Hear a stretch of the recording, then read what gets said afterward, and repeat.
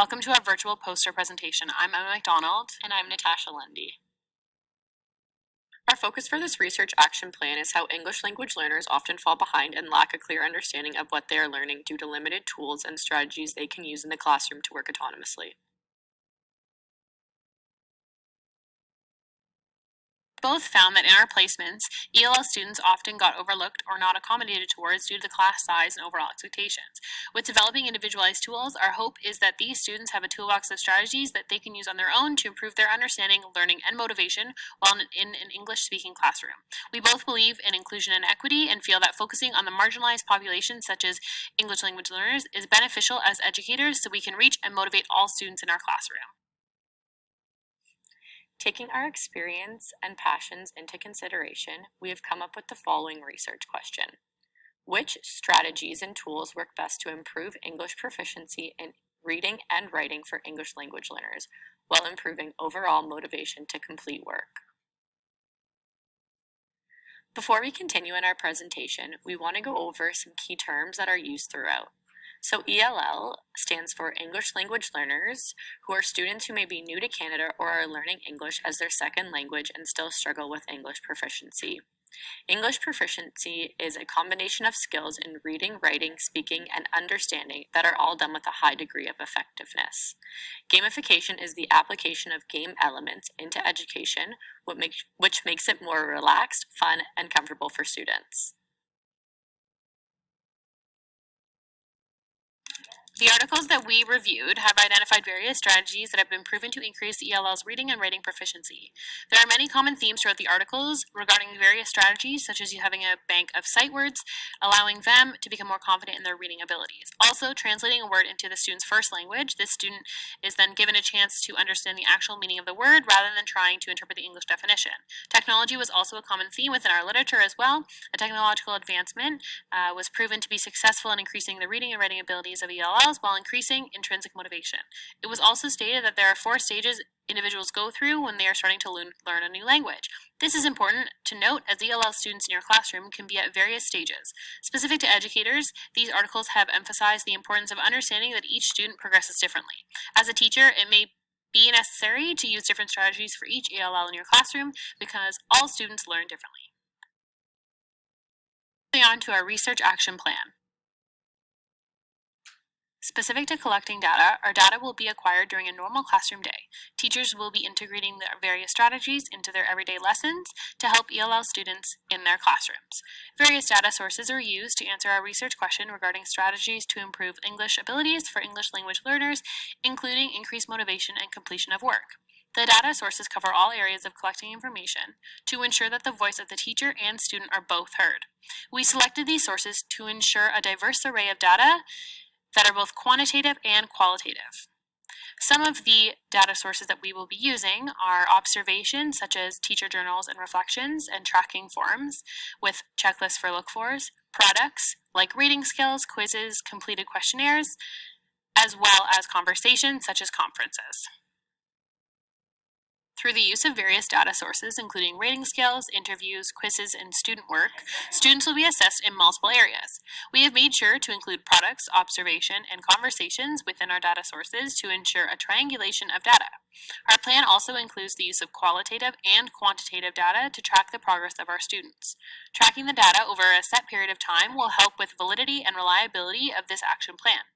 By doing this, we will have results that are accurate and reliable rather than mere chance.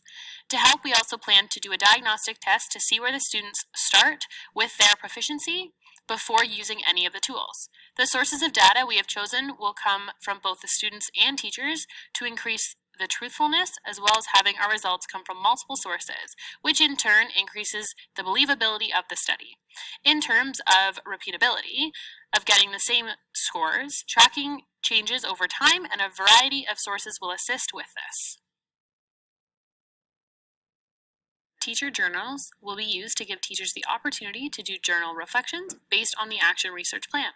Teachers will be occasionally given prompts to answer, as this allows us to focus on the type of data we are wanting to collect. Observations will occur throughout the day and multiple times to ensure that the test results are reliable and valid. Tracking checklists are quantitative and measurable sources that can be assessed, and teachers can use the same scale to rate the students on the same criteria for reliability and repeatability. Samples of student work and quizzes will allow the researchers to be given direct data from the students who are participating in the study. This is tested throughout a long period of time. The research will be able to see the progression of each student. Questionnaires are also given so students can reflect on their own practices and performance while answering a standardized set of questions to make the experiment repeatable and qualitative for valid results. Student and teacher interviews and conferences will allow authentic, truthful voices of both students and teachers to be heard for validity of research. As this is done multiple times, the results can be seen as happening constantly rather than just one-off scenario for increasing reliability. We chose to focus on intrinsic motivation to assess and track student responses and stages of development and performance for teachers to focus on with the different stages in the classroom. Our research provided us with numerous different strategies to help ELLs in our classroom. We chose to include many different sources in this study to allow us to research and analyze numerous different strategies that were outlined in our research. Rather than focusing on one product or task, our research was based on gathering information about classroom implementation of ELL strategies to improve performance and motivation. For participants in settings, students will be English language learners who are identified and allowed modifications specific to IEPs. Also, children in grade 4 to 8 in public school settings, in schools of colleagues, and our own classrooms. In terms of teachers, public board teachers in the same school in a grade 4 to 8 classroom who have English language learners also in their classroom. The setting will be classroom-based, where work is produced and presented in oral, written, and reading components, in a school that has access to technology.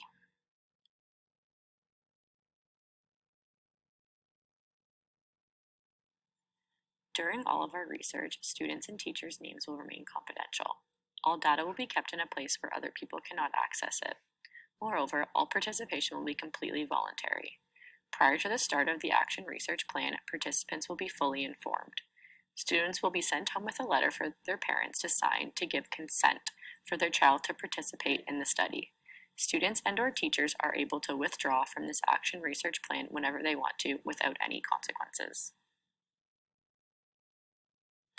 Specific to data analysis, when analyzing data, it is important to have both qualitative and quantitative data. These can be defined as quantitative being a quantity or a value, a number, and qualitative being descriptive. It is also important to represent the data in various ways, which is what we tried to do in our research action plan. In our study, we plan to use our tracking checklist to gather quantitative values of development to then compile into an Excel sheet. This will be illustrated using various line graphs to show the changes over time in relation to the stages of language development each person goes through while learning a new language. We will also use data from student questionnaires via Google Forms to generate an Excel sheet tracking where students feel they are in terms of their English language reading and writing abilities as terms of a self-assessment. We will be using these values to gather central tendency measures and use descriptive statistics to draw conclusions from the data. It will be displayed in a combined bar-line graph to show trends over time in relation to the current data collected from the students. Finally, oral conversation between the teacher and students will be used as qualitative data to draw conclusions based on achievements, intrinsic motivation, and areas of improvement organized into each developmental stage. Overall, the data will be collected using the voice of both student and teacher while being supported by numerical ratings, descriptive statistics, and authentic voice of experience to reflect on the progression of ELLs in their literacy journey. This article provides different strategies for teachers to accommodate language acquisition for ELLs. The authors conducted a study related to the relationship between oral language proficiency and acquisition rate of sight words. This study found that students with the lowest oral English proficiency had a lower rate for acquiring sight words. Due to this study, the authors note the importance of accumulating a bank of sight words for ELLs and how this can help facilitate student confidence and proficiency in reading. Through this practice, students will learn the letters and sounds of the English language to learn how to phonetically pronounce words. This is an amazing article for teachers that are struggling to find strategies to improve the vocabulary of ELLs in their classroom. One limitation of the article is that the study done did not have the demographic data for each student participating. The authors noted that this potentially could have changed their conclusion, but it is highly unlikely that it would have. This article will assist us with our research because it explains various strategies that have been proven to help ELLs with improving their English proficiency, specifically related to reading. This article discusses one way to get ELLs engaged and motivated within your classroom. Through the use of online games in your class, it claims that ELLs will not only be more willing to learn, but they will also learn more. This is due to many reasons, such as feeling less anxiety and judgment playing an online game, rather than sharing an answer with the entire class. During the study, students played various different Kahoot quizzes. The study revealed how students were intrinsically motivated while playing Kahoot and were actively learning at the same time. This article notes that there are many problematic areas to consider when you are using games in your classroom. This is important to know as a teacher, as this type of solution may not be the answer for every student in your classroom. Other than this article was very informative and provided qualitative and quantitative observations regarding their study. Moving on, this article discusses barriers teachers may face while providing strategies and solutions to overcome each of them. A few strategies that are suggested in this article are getting to know your students as highlighted in differentiated instruction, the function language and literacy have within their culture, ensuring students are represented in the resources, working on not isolating ELLs within your classroom, connecting English words to words used in their first language, as well as explicit instruction for all. This is a small representation of the amount of strategies that are described within the article. This article is an asset for a research assignment as it outlines the various strategies teachers must use when trying to improve ELL's language proficiency in the classroom. This is one of the reasons we included teacher conferences in our set of data sources in order to get to know your students. This article references many secondary sources throughout, which is one way that the authors back up their opinions and suggested strategies.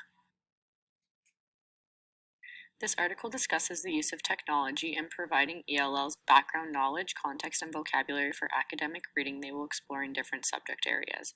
Tools such as digital storytelling technology also provide background information in a verbal and visual manner to allow students to review vocabulary and content before being put into small or large groups. The article discusses how this is a great way to scaffold reading in an effective way that uses web-based videos as a resource. This article explores different tools as well as motivation, which encompasses our entire research question. Moreover, this article outlines different ways teachers can implement scaffolded technological tools to increase English proficiency in reading. Specific to motivation and online reading, this study unpacks the use of online reading resources as a way to engage students in their reading and increasing their intrinsic and extrinsic motivation to do so. This study concluded that students who use ebooks and online reading portals compared to students using textbooks and printed texts were more engaged and successful. Specifically, students increased their reading efficacy. Specific to our research question, knowing that using online tools can help increase motivation and progress for students is quite beneficial. This study could be problematic to our research due to the fact that the students acting as the test subjects were in university, not in elementary school, which is our primary focus. That being said, it is important to note the results as they are still useful in trying to find ways to motivate ELLs. Finally, this article discusses the important stages for teachers to understand when teaching literacy to ELLs related to specific stages of teaching and development. It was stressed that teachers need to be aware of what works with one student may not work with another. The main point of this article was to break down the teaching process, which has 4 stages. Reproduction is the first stage where students listen and watch others for gestures and various verbal prompts in the English language. The second stage is early production, which means students are learning basic vocabulary and grasping that English has rules. In the third stage, speech emergence occurs as students have a larger vocabulary and understanding of sentence structure. Finally, in the last stage, students are able to engage in authentic and spontaneous conversations and produce narrative that is connecting points. All of these stages are important to improving reading and writing of ELL students and is a tool to use when tracking progress. This article allows us to deepen our understanding of the different stages ELLs go through when learning a language. This will be helpful as students in your classroom could be at different stages at different times. Through reflecting on both of our placement experiences, it became clear to us that we needed to learn more about strategies to use with ELLs. This study supports our teaching practice as we have discovered different tools teachers can use in their classroom in order to reach more students and give all students the opportunity to be successful. In schools today, we have students from various different backgrounds coming through our doors. We always hear that it is important that teachers differentiate, accommodate, and modify for students per their IEP, but what about ELLs? The specific tools we have discovered and the various ways to track and implement these strategies have not been fully explained to us throughout Teachers College. When looking at the design of our study, we feel it is very doable and beneficial for teachers in the practice currently, as well as those who are becoming educators. Thank you for listening.